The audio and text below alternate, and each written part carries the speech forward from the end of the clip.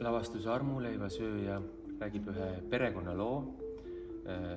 See tegevustik toimub vaesunud mõisas, kaugel pealinnast ja selles maakohas selgub paljugi ootamatut nende kõigi kohta.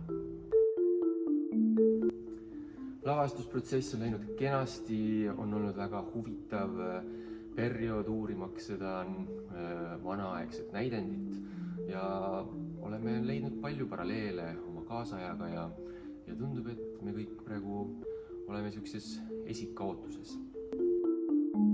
Seda lavastust võiks tulla vaatama, sest siin on palju saladust, mis selle õhtu jooksul ennast avab ja seda kõike väga emotsionaalses kastmes.